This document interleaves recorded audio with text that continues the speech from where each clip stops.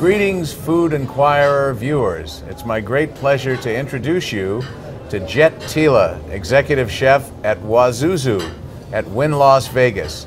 Jet is one of the most interesting chefs in Las Vegas. We're going to talk to him and we're going to talk about his food, which comes from all over Asia, although he himself has a Thai Chinese background. Jet Tila, welcome to foodinquirer.com. Max Jacobson, a pleasure to be here, always. Now, Jet, how did you come to be here at the Wynn Las Vegas? I was in Los Angeles most recently, and I get a call from Elizabeth Blau telling me there's a position open if you want to come cook a tasting. Mr. Wynn's opening Encore, and they want a Pan-Asian concept, and I really thought somebody was punking me because I'm the semi-unknown kid in LA. And I said, why the heck not? And I came out here, cooked a tasting. And you knocked their socks off. I think I was the lowest bidder. Now, Jet, let me ask you a little bit about your background. Mm-hmm. You cook food from all over Asia, but you yourself are Thai Chinese. His parents had Bangkok Market on Melrose Avenue in Thailand. I've been there. I bought chili there. He grew up in a restaurant family. His family owned a chain of restaurants called Royal Thai Cuisine. I even reviewed that restaurant for the LA Times in Newport Beach. So you grew up in a Thai kitchen. Mm-hmm. Well, now, how did you learn to cook all these other kinds of Asian food? You know, as you know, Max, LA is such a melting pot of Asian cuisine. So, yeah. Of course, Thai restaurant family, Chinese background family. So I cooked a lot of Chinese with my grandmother. And you speak Chinese and Thai? I do. I speak Cantonese and I speak Thai. Right. Which kind of helped in this environment as well. I'm sure that gave me brownie points getting to Wazuzu. Right. But we live in this community in LA between like Koreatown, Little Tokyo, Thai Town, and Chinatown. So these are foods that we grow up eating, and the interchange between friends and chefs and people who cook as a kid, that kind of got me started.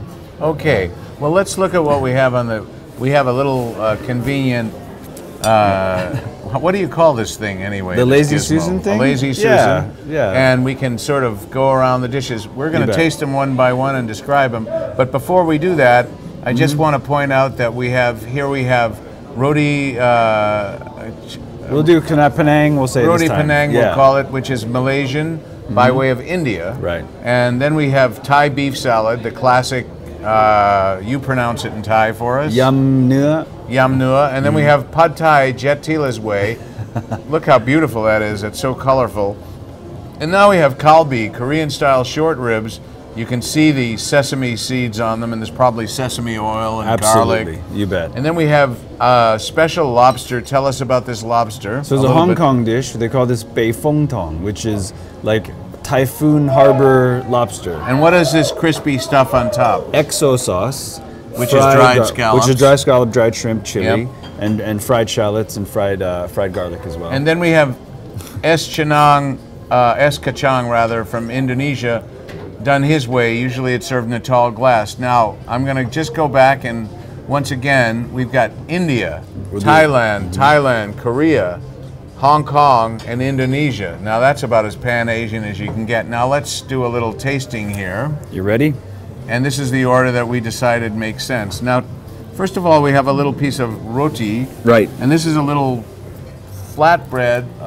How do you make it so crispy? It's an oil dough. So I guess the easiest way for non-Asians to think about it, if you think about a croissant, yep. It's laminated dough. So it's dough with, they use butter, but we use oil. And if you fold it like an accordion, just standard vegetable oil, and if you fold it in enough layers, when you cook it, the steam between the layers pushes the bread up, and that makes it nice and kind of crispy and kind of savory and rich. This is a chicken, sort of a chicken curry? Yeah, so I do a Thai style. So I call it roti Penang. Thank you very much. I call it roti Penang because it's a Penang chicken curry. And there's a little coconut milk in Coconut there? milk, of course, galanga, chilies, lemongrass. It's galanga being sort of a ginger relative. It's a root. It's a root, very spicy, very aromatic. Ground down, it really brings a pungent flavor. So chips and dip, right? Asian style, chips and dip. I love it. This is one of my favorite dishes on the menu, absolutely. And now we have this very colorful Thai beef salad. Let me serve you this time. All right, thank you very much. Let me serve my friend and elder. I'm kidding. Well, I'm definitely his elder. Now, not too much, but No. a little bit of everything there. We have. Tell us about the components of this yum nu. So classically, I just love to say it. it's just fun. So we have to talk about yum for a second, right? So yum is the Thai word, Y-U-M. Yep. That means hot, sour, salty, sweet, all in perfect harmony. Now, So do we have everything here? We have beef. you have the nu, We which have is the beef. teardrop tomatoes. Very sexy, fancy version of yum nu, of course. And then we have different kinds of greens. I do a mixed green because I like the play between a bitter and maybe just a mild. And then the dressing, of course, is always going to be, we do the yum portion, which is fish sauce, lime juice, chili, garlic, sugar. Now, you'll notice there are chopsticks on the table, but Thai people don't use chopsticks. They use their fingers or they use a knife and fork. We'll use the chopsticks later when we do the Korean and the Chinese dishes. That's a good fact. People don't know that at all. So, But for now, right. we'll do it with a knife and fork. And this is obviously, much higher quality beef than you're going to get in your garden variety Thai restaurant. Truth be told, this is a prime. Yeah. So with You all can the see the beef is with just- all the steakhouses that win, they use the center cut filet mignon. So the little triangles of both sides, the triangle on one end of the chain, I use those, and then that's how I make all these dishes. So it's actually prime filet.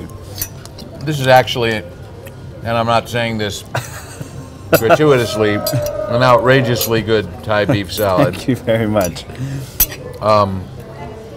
And the dressing isn't overpowering. It's kind of subtle, I guess you could say. And we have heat scales here. So you go from 0 to 5. This is like a 1. So if you really want to go hot, we'll do the Thai chilies on the 4 to 5. But this is a You very wouldn't mild. dare give this to my wife, I can tell you that. She would. I don't think she'd talk to me for a month.